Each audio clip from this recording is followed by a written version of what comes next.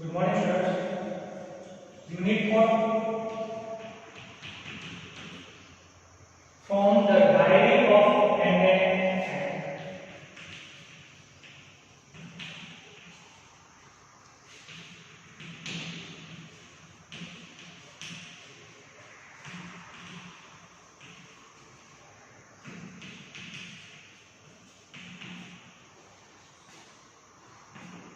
Written by Anne Frank.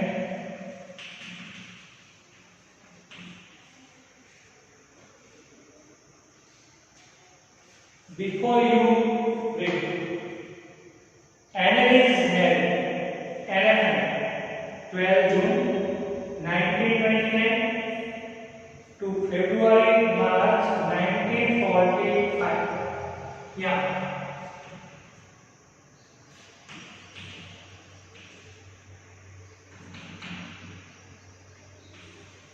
Anne is married. ये उसका original है, वो पहचाने जाती है एने फ्रैंक के नाम से। इनकी बर्थ डेट 12 जून 1929। अब डेट जो है वो एग्जैक्टली फिक्स है या फिर मार्च 1945। अगर आपको सोशल साइंस की कोई डेट या ईयर याद है तो पता होगा कि 1945 में सेकंड वर्ल्ड वॉर 12 जनवरी फिनिश होने आया। वॉज अ जर्मन, ये by birth German, born Jewish girl who wrote while hiding with her family and for friends in Amsterdam during German occupation of the Netherlands in World War II. अब जो एने Frank है उन्होंने diary लिखी जब German occupied Netherland का part मतलब Netherland का जिसके ऊपर जर्मन का राज था वहां पर उन्हें हाइड होकर रहना पड़ा क्योंकि ये जर्मन थे प्लस ज्यूइश फैमिली से बिलोंग करते थे। सेकंड वर्ल्ड वॉर के time her family had moved to Amsterdam after the Nazis gain power in Germany. अब एने फ्रैंक की फैमिली जो है वो मूव होती है जर्मनी से एम्स्टर्डम क्योंकि जर्मनी में नाजीज्म सेनापति एडोल्फ हिटलर नाजी लोगों ने वहां पे अपना पावर एस्टैब्लिश किया तो ये ज्यूइश लोग जो थे उनको वहां से भागा। But were trap the Nazi occupation extended into the Netherlands. लेकिन फिर से वो ट्रैप में आ गए क्योंकि जर्मनी ने भी अपना एरिया है वो एक्सटेंड करना स्टार्ट किया। धीरे धीरे से उनका एरिया नेदरलैंड तक बढ़ गया मतलब उसने नेदरलैंड भी ऑक्यूपाइड कर लिया। As precautions against the Jewish population increased, the family went into hiding in July 1942 in hidden rooms in her father Otto Frank's office building. अब उनको प्रिकॉशन लेना था Jewish population क्योंकि इंक्रीज नहीं हो रही इसलिए तो उनके फादर के ऑफिस के रूम था वहां पे ये हाइड हो गए।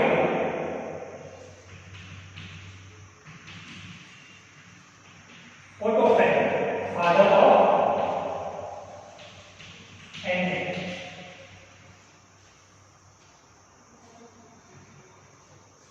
After 2 years in hiding, 2 साल हो जाते छिपते छुपाते, a group was betrayed and transported to the concentration camp system where Anne died of typhus in Bergen-Belsen within days of her sister Margot Frank. अब उन्हें वहां से शिफ्ट किया जाता है तब एने जो है वो डायड हो जाते हैं थोड़े दिन के बाद उसकी सिस्टर ऊपर गई और father auto only survivor of the group.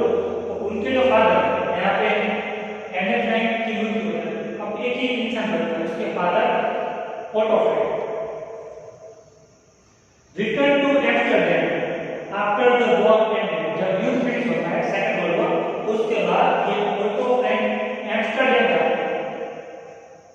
find that her diary had been saved. वो देखते वहाँ पे एने फ्रैंक की लिखी हुई डायरी सेव है या नहीं. Convinced that it was a unique record, he took action to have it published in English under the name of the Diary of a Young Girl. उनको वहाँ पे एने फ्रैंक की डायरी मिलती है. वो ये समझते हैं कि बहुत ही अच्छा लिखा हुआ है रिकॉर्ड है, तो फिर उन्हें वो पब्लिश करना चाहते हो. नेम देते हैं the diary of a young girl. The diary was given to Anne Frank for her 13th birthday and chronicled the events of her life from 12 June 1942 until its final entry of 1st August 1944. अब Anne Frank diary दी कब जाती है, तो उसका जब 12th birthday था तब, sorry 30th birthday था तब उसे डायरी दी जाती है. उसके बाद फिर से वो लिखना स्टार्ट किया. तो हम यहाँ पे कैसे 12 जून 1929 प्लस 30 मतलब 30 और फिर एक और 12 यानी कि 40 और 42. तो अब वो 42 से डायरी लिखना स्टार्ट किया 1942 से, और 1 अगस्त 1944 तक वो डायरी लिखी. उसके बाद उन्हें जाना पड़ा, शायद डायरी गुम हो जाती है. तो ये 2 साल जो है वो लिखावट करते रहे diary. It was eventually translated from its original Dutch into many languages and became one of the world's most widely read books. तो उसकी जो ओरिजिनल बुक है diary of a young girl, वो लिखी गई है डच लैंग्वेज, क्योंकि Netherland के अंदर डच लैंग्वेज बोली जाती है. एम्स्टर्डम जो नेदरलैंड का कैपिटल सिटी. फिर वो डच लैंग्वेज में कोई बुक को अलग-अलग लैंग्वेज में ट्रांसलेट किया जाता है. There have also been several films, televisions and theatrical productions. उसकी डायरी के ऊपर से कई सारे फिल्म बने, टेलीविजन के सीरियल और शो बने, और इवन थिएट्रिकल परफॉर्मेंस यानी कि ड्रामा भी बने. And even an opera based on the diary, described as the work of a mature and insightful mind. वो डायरी ये दिखाती है ये जो बच्चे ने जो लिखा वो एक मैच्योर माइंड लिख सकता है, और इनसाइटफुल माइंड मतलब जिसको आगे देख सके, मतलब जिसकी आगे देखने की इच्छा हो, जो आगे का चांस है. The diary provide intimate examination of daily life under Nazi occupation. किस तरह से वो लोग नाजी ऑक्यूपेशन में पूरी अपना जिंदगी और दीदी का उसकी बात यहाँ पे. Anne Frank has become one of the most renowned and discussed of the Holocaust victims. Anne Frank जो है वो बहुत ही प्रख्यात राइटर रह चुकी है, और वो होलोकॉस्ट की विक्टिम बनी है. होलोकॉस्ट का मतलब होता है डिस्ट्रक्शन और किलिंग ऑफ मास स्केल. एक साथ कई सारी चीजों को मार देना उसे कहा जाता है होलोकॉस्ट. तो ये जो इन्फॉर्मेशन है वो थी बिफोर यू रीड. हम चैप्टर स्टार्ट करें उससे पहले का ये एने फ्रैंक के बारे में इंट्रोडक्शन था. अब हमारा चैप्टर स्टार्ट है.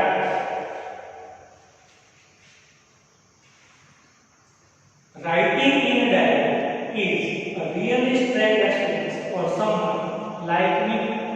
एने फ्रैंक की डायरी लिखना जैसे कि मेरे लिए कोई एक अलग ही एक्सपीरियंस था. Not only because I had never written anything before, इसीलिए नहीं कि मैंने इससे पहले कुछ नहीं लिखा, but also because it seems to me that later on neither I nor anyone else will be interested in the musings of a 13-year-old school girl. बल्कि इसीलिए कि डायरी लिखने के बाद ना तो मैं ना मेरे जैसे दूसरे को इंसान जो कि इंटरेस्ट लेके 13 ईयर की ओल्ड स्कूल गर्ल जो है उसकी कुछ बात हो, यानी कि फिलहाल डायरी लिखते वक्त एने फ्रैंक ये कहती है कि मैंने जो भी अपनी ये 13 ईयर की एज में उसके अंदर ना मुझे इंटरेस्ट रहेगा ना किसी रीडर को. ये एने फ्रैंक का मानना है. Oh well, it doesn't matter. I feel like writing.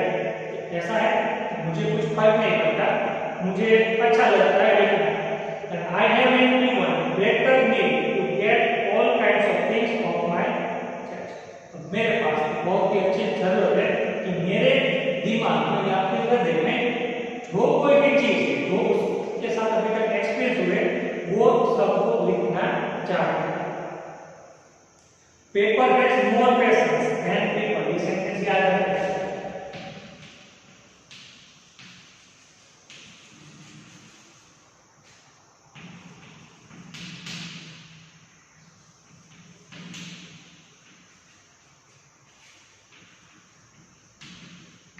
क्या प्रूफ लिखा है एनाग्राम में कि paper has more patience than people, यानी कि पेपर के पास ज्यादा धीरज होती है इंसानों के कंपेयर, उसकी कंपैरिजन की जाए तो मतलब ये होगा जब इंसान जो है वो शायद पेशेंस धीरज नहीं रखता लेकिन पेपर पे वो रख सकता है।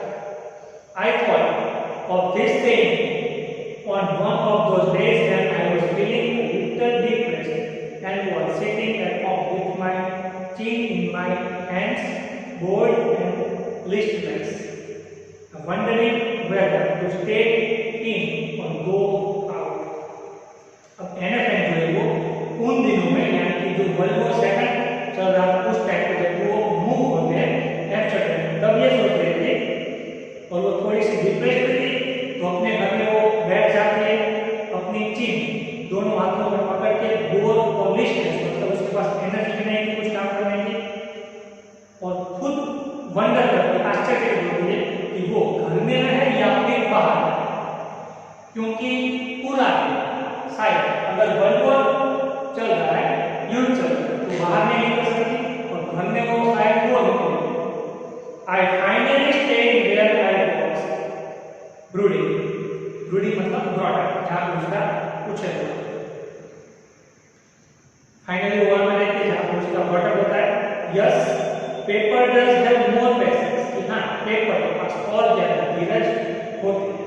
And since I am not planning to let anyone else read this speak back not to grandly refer to as a diary, कि मैं मेरे अलावा किसी और को ये स्पीक बैक मतलब नॉट फ्रेंडली जो मैंने नोटबुक लिखी किसी और को पढ़ने देना नहीं चाहती जिसको मैंने कहा था direct, unless I should ever find the real friend, जब तक मुझे कोई अच्छा फ्रेंड ना मिले तब।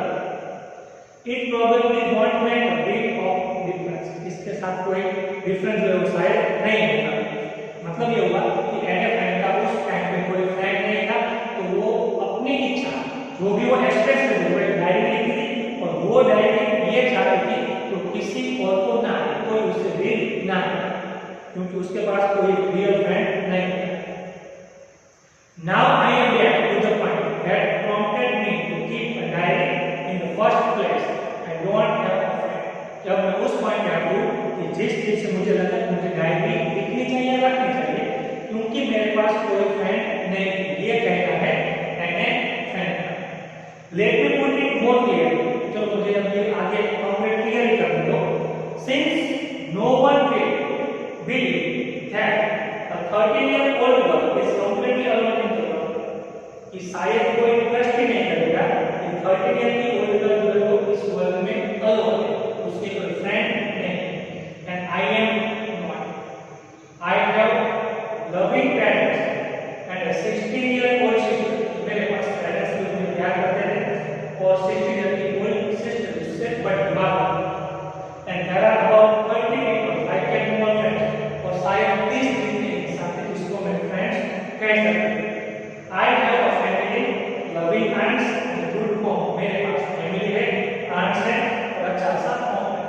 No on the surface I seem to have everything except my one good friend, मेरे पास सब कुछ था लेकिन कोई अच्छा फ्रेंड या रियल फ्रेंड नहीं था। All I think about when I am with friends is having a good friend. I can't bring myself to talk about anything. जब मैं कुछ इच्छा रखती थी वो यही थी कि मैं कुछ अच्छा सा टाइम स्पेंड करूं फ्रेंड्स के साथ और मैं अपनी बातें दूसरों के साथ शेयर कर सकूं। But ordinary everyday things, हर दिन चीजें बनती हैं वो सब। We don't seem to be able to get any closer, and that's the problem. हम कई बार इतने ज्यादा क्लोज नहीं आ सकते, वही प्रॉब्लम है। Maybe it's my fault that we don't confide in each other, शायद यही मेरा fault था कि हमें एक दूसरे के ऊपर ट्रस्ट नहीं करना, मतलब trust होगा। In any case, that's just how things are, and unfortunately, they are not liable to change. This is why I have started the diary. कि कोई भी केस हो, कैसे भी चीज हो, अनफॉर्चुनेटली मुझे ट्रस्ट जो है वो नहीं आता था, इसीलिए शायद मुझे डायरी लिखनी पड़ी। टू इनहेंस मतलब expanse of the image of this long awaited friend in my imagination, I don't want to jot मतलब write down the facts in this diary the way most people would do. जब मेरा जो friend बना मतलब diary, उसके अंदर मैं तुरंत हर कोई चीज फैक्ट लिखना नहीं चाहता, जनरली वो सब लिखते हैं वैसे। But I want the diary to be my friend, मैं डायरी को अपना फ्रेंड बनाना चाहती हूँ। And I am going to call this friend Kitty. मैंने अब उसे कीटी कहना स्टार्ट कर दिया। उसने अपनी डायरी को मुझे नेम दिया, उसका नेम दिया कीटी। तो यहाँ पर ये पता चलता है कि एन ने लिखने के लिए डायरी नहीं लिखी, उसके पास कोई फ्रेंड्स नहीं थे, इसीलिए अब अपनी बातें शेयर करने के लिए उसने डायरी को अपना फ्रेंड बनाया, उसे नेम दिया कीटी। अब वो उसके साथ जो भी घटना घटती है, एक्सप्रेस होती है उसको, वो सब वो कीटी के साथ शेयर करता है, मतलब डायरी में लिखती है। Since no one would understand a word of my stories to Kitty if I were to plunge right in, कि अगर डायरेक्टली किटी यानी कि डायरी में लिखा हुआ स्टार्ट करूं तो शायद किसी को मेरे वर्ड समझ में नहीं आए। प्लंज का मतलब होता है जंप, डायरेक्टली लिखना start.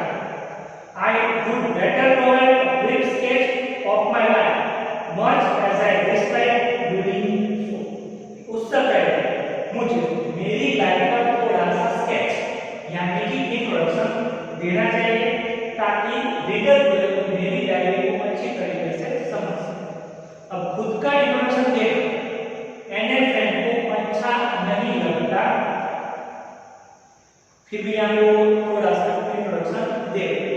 My father, the most adorable father I have ever seen. उनके फादर का नाम था auto Frank. Didn't marry my mother until he was 36 and she was 25. अब मेरे फादर ने मैरिज नहीं किया जब तक वो 36 के नहीं थे, और उनकी जो वाइफ थी वो 26 की नहीं थी, तब तक उन्होंने शादी नहीं की। माय सिस्टर यानी कि एन की बहन Margot was born in Frankfurt in Germany in 1926। अब एन की बड़ी बहन जो है वो 1926 में उसका जन्म हुआ फ्रैंकफर्ट में, जर्मनी। एक ट्रीटी लिया, treaty of Frankfurt. I was born on 12 June 1929। मेरा जन्म होता है 12 June 1929। I lived in Frankfurt. अब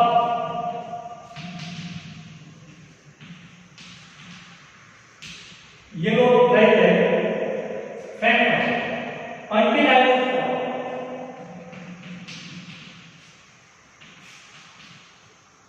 तब तक वो 4 साल के नहीं थे, तब तक वहां पे वो रहे।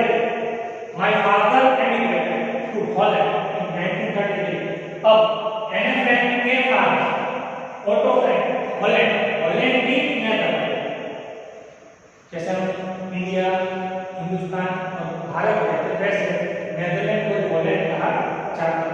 1933 में एमिग्रेटेड मतलब शिफ्ट हो जाता। My mother Edith Holland Frank, ये नेम एन फ्रैंक की mother.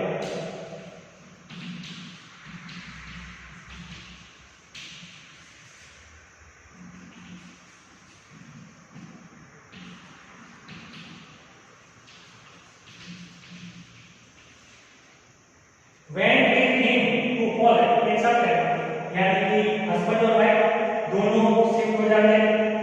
While Margaret and I were sent to Archer to stay with our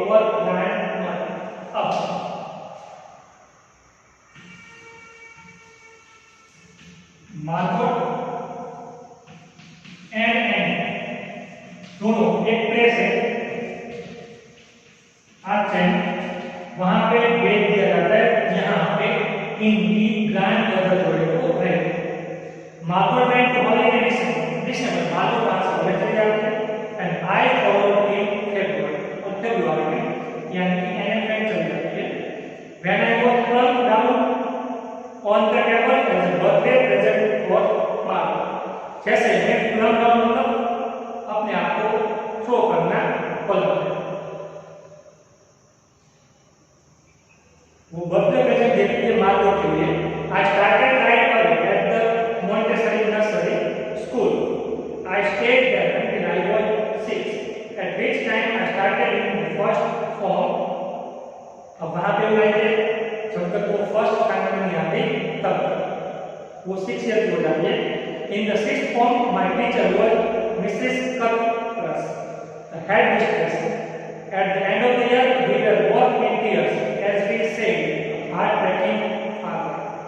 अब NFM 6 स्टैंडर्ड तक वहाँ पे पढ़ती है और उनकी एक टीचर होती है मिसेस कपरस, जो कि हेड मिस्ट्रेस होती है। जब वो टाइम आता है तब दोनों की आंखों में आंसू। In the summer of 1941 grandma family and had to have an operation। 1941 के समय में ग्रैंडमा डिलीवरी हो जाती है और उनको ऑपरेशन करना पड़ता है। So my birthday pass with little celebration. अब एनएफएन का बर्थडे जो लिटिल सेलिब्रेशन से करना पड़ता है। Grandma died in January 1942। Grandma जो को मर जाते हैं 1942 में। No one knows how often I think of her, किसी को भी नहीं पता था मुझे पर कितना ज्यादा सोचती थी एंड स्टिल लव, आज उन्हें चाहती थी। This birthday celebration in 1942 was intended to make up for the other। ये जो बर्थडे सेलिब्रेशन था उसी से मुझे कुछ मिला, कुछ करने के लिए। And grandma's candle was lit along with the rest। बाकी लोग इंसान उसके साथ ग्रैंडमा की कैंडल में लाइट।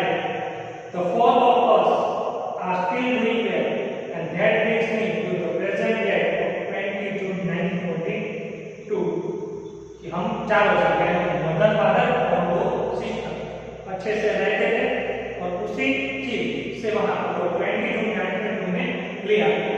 एंड द सोलेम मतलब dignified dedication of my dad, उसका जो लगा हुआ है ग्रैंडमा के साथ, वही चीज से वो इंस्पायर होकर डायरी लिखना स्टार्ट कर दिए।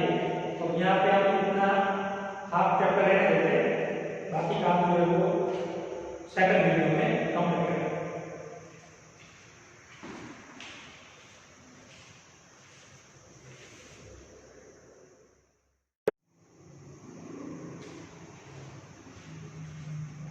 Good morning students, in English standard unit 4 from the diary of an friend।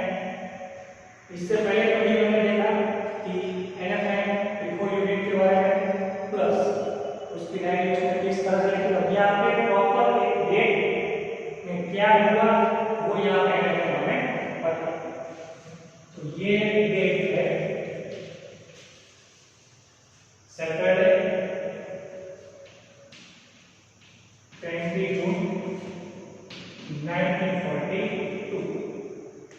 Dearest kid, our entire class is packing its boots। मतलब पूरा जो क्लास था कैनेडा का वो बूट के साथ या जमीन के साथ टच करके आवाज कर रहा है। The result of course is the forthcoming meeting in which the teachers decide who will move up to the next form and who will be kept back। एक ही रीजन था कि जो आने वाली मीटिंग है जिसके अंदर टीचर्स ये डिसाइड करेंगे कि अब कौन सा स्टूडेंट आगे के स्टैंडर्ड में जाएगा और कौन सा स्टूडेंट वही स्टैंडर्ड फिर से रिपीट करेगा। Half the class is getting gets GN, आधा जो क्लास था वो सर्व लगा रहे थे कि GN and I are also sitting and the two boys behind us कि मैं और GN यहाँ पे शॉर्ट फॉर्म है NFM की friend. CN and Jax who have stayed their entire holiday sailing on their bed। CN और Jax ने अपना पूरा जो entire holiday वो बिगाड़ा ताकि वो कुछ पैसे बचा कर सके। From morning to night it's you are going to pass, सुबह से लेकर रात तक यही बात चल रही है, तुम पास हो जाओगे। और कोई दूसरा कहता था no I am not, yes you are, no I am not, यही बातें स्टूडेंट के बीच में चल रही थी। इवन जिस pleading Francis and my angry outburst can't calm them down. अब जी एक फ्रेंड है जिसे जनरल गढ़ भी कहा जाता है, उसने प्लीडिंग की, नियम की आप सब चुप हो जाओ, और एंड में एक बार चिल्लाई लेकिन फिर भी क्लास शांत नहीं हुआ। If you ask me, there are so many dummies that about quarters of the class should be kept there. अगर आप मुझे पूछो कि कई सारे स्टूडेंट जो है वो डमी से मतलब आगे जाने के लिए वो लायबल नहीं, तो उनको इसी क्लास में रखना चाहिए। But teachers are the most unpredictable creatures on the earth. Teacher जो है वो अनप्रेडिक्टेबल क्रिएचर पूरे अर्थ, उनके दिमाग में क्या चल रहा है और क्या कहेंगे वो कुछ पता नहीं रहता। आई am not so worried about my girlfriends and my self, मुझे गर्ल फ्रेंड्स थे उसके बारे में मुझे ज्यादा चिंता नहीं, और खुद के बारे में वी विल मेट, हम सब तो आगे स्टार्ट में जाएंगे। तो only subject I am not sure about this maths, सिर्फ एक ही सब्जेक्ट के बारे में श्योर नहीं कि वो था maths. Anyway all we can do is wait, हम एक ही काम कर सकते हैं, वो था राह। Until that we keep telling each other not to lose heart, तब तक हम सब एक दूसरे की यही बात थी कि हमें हिम्मत नहीं हारना। I get along pretty well with all my teachers, मेरा जनरली सब टीचर के साथ अच्छी तरह से बोलना रहना था। There are 9 of them, 9 teachers, 7 men and 2 women, उनमें से 7 men और 2 women। Mr Keesing old fogey who teaches maths was annoyed with me for ages because I talked so much। अब एक कैरेक्टर आता है यहाँ पे, mister Keesing,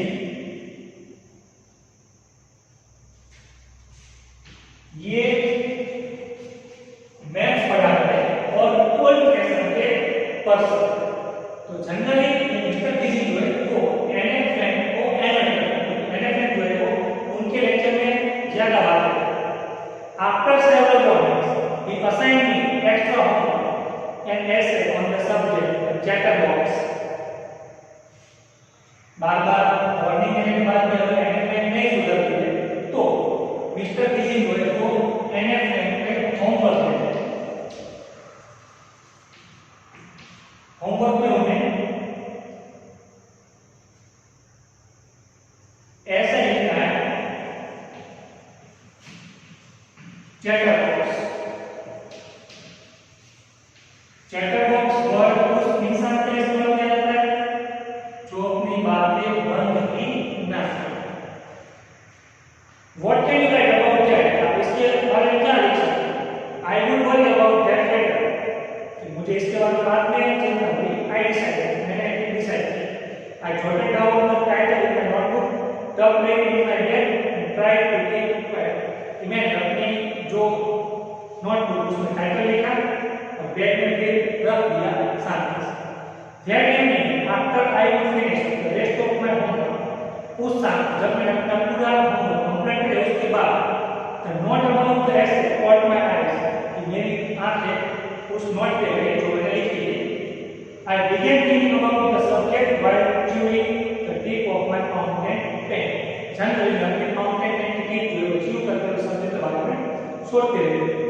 Anyone could ramble on, ramble मतलब talk or write endlessly, कि कोई भी लिख सकता है। And leave big space between the words, word के बीच में बड़ी-बड़ी जगह रख के होमवर्क कंप्लीट कर सकते हैं।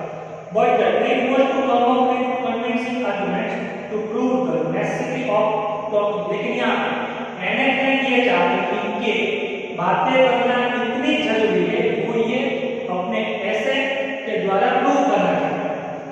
I thought and thought and so also and suddenly I had an idea। उसके दिमाग में idea.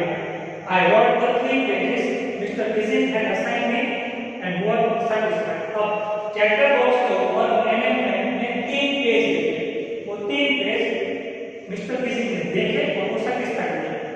I argue that talking is a student's trade, मतलब एक उसकी लाक्षणिकता होती है बात है, and that I would do my best to take it under control, और ये ट्रेड मैं अपने पास रखना चाहती हूँ, बहुत ही अच्छी तरह से बातें करना चाहती हूँ।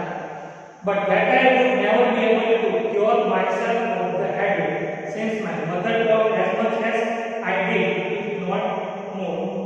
कि फिर मेरी ये हैबिट है मैं चेंज नहीं कर पाई, वो क्योर नहीं कर पाई, मेरी मदर भी उतनी बातें करती थी जितनी मैं करती थी।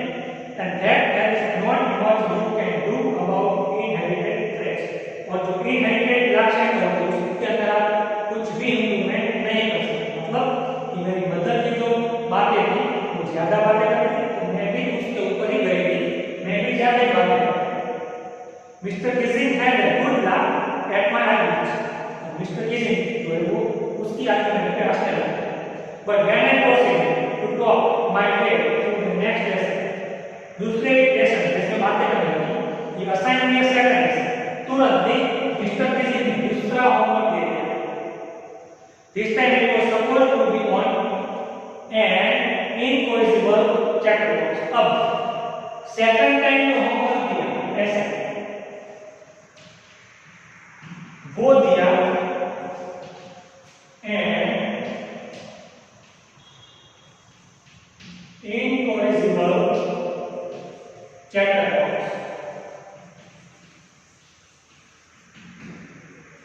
मतलब होता है something that can not be correct, ऐसी कोई चीज जिसे आप करेक्ट कर ही नहीं सकते। I handed it and Mr Keesing had nothing to complain about your two all lesson. मैं ये ऐसे भी कंप्लेन करके दिया कि दो लेसन के लिए मिस्टर किसिंग के पास कोई कंप्लेन नहीं। However during the third lesson he would finally had it, अब थर्ड लेसन में वो भी थक गए। Anything as punishment for talking in class, right and फिर से थर्ड लेसन में बातें करते हुए पकड़ी जाती है। और अब मिस्टर किसिंग उनको और एक ऐसा देते हैं, quack quack quack said mistress chatterbox. तो जो थर्ड ऐसे है वो उन्हें मिलता है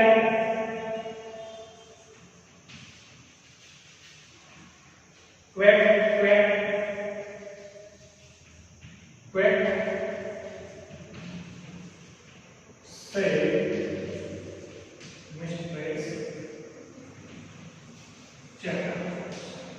ये एंड टाइटल, मतलब ये टाइटल का आपको एक और ऐसे लिखना है। द क्लास को पूरा क्लास चिल्ला, I had to laugh too, मैं भी हंसने लगी, though I had really associated my inactivity on the topic of chatterbox. अब जनरल ये टॉपिक है, मेरे पर्सनालिटी जो थी वो प्लीज हो चुकी थी। It was time to come up with something else, तो मुझे कुछ अलग करना, समथिंग ओरिजिनल, कुछ नया। My friend Sam who is good at poetry, उसकी एक फ्रेंड थी सैम जो कि पोएट्री में बहुत ही अच्छी थी। Offered to help me write the essay from beginning to end in verse, and I jumped for joy. अब सैम ने एने को ऑफर ये पूरा ऐसे से डिस्ट्रेस टेक्स्ट वो मैं पूरा का पूरा तुम्हें पोएट्री फॉर्म में लिखवा।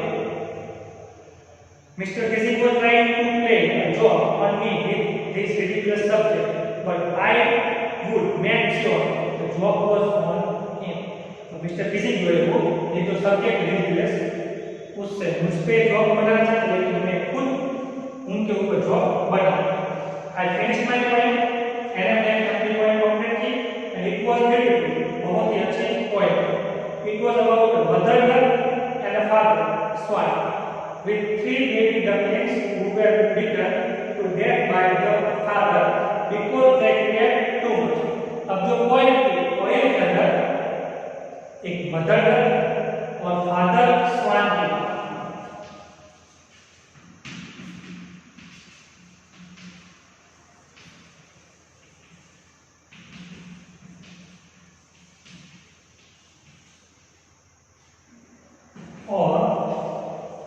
swing the wheels.